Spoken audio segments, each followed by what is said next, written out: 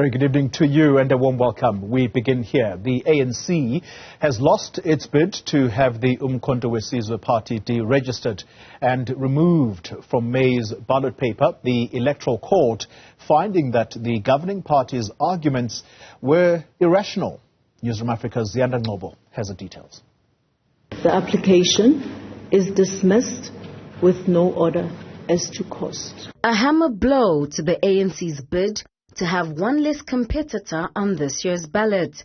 The Electoral Court dismissed all of the party's arguments on why the uMkhonto Sizwe Party should be removed in this year's election and deregistered as a political party. For instance, on the issue of urgency, the court unanimously found that the ANC had sufficient time to contest the registration of MK, but only chose to do so in January. The governing party had known about this since late last year.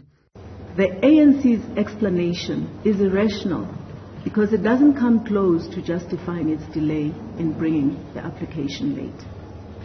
The ANC became aware of the impugned decision on 11 September 2023. At that stage, it took a decision to appeal.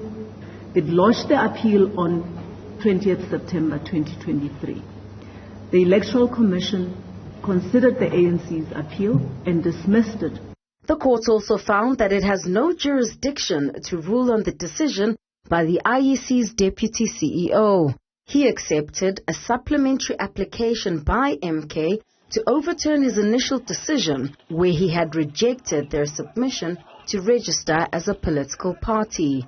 According to the judges, the deputy CEO followed due process as outlined in Section 15 of the Electoral Commissions Act. Added to this, the MK party isn't the only entity to have been registered after submitting a supplementary application. Nowhere in Section 15 of the regulation or the regulations is the manner in which the application is to be submitted prescribed.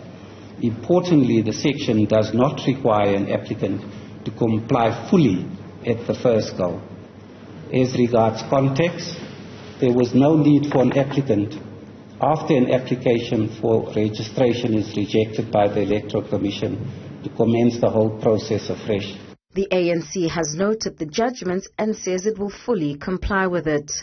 The first battle has been won by the uMkhonto Sizwe Party, but the war is not over. On Wednesday, the High Court in Durban will hear the second leg of this battle, this time around the use of the logo by the uMkhonto Sizwe Party, where the ANC is contending that it belongs to them and the legacy of their organization. For Newzroom Afrika on Channel 405, I'm Ziyanda Ngcobo at the High Court in Johannesburg.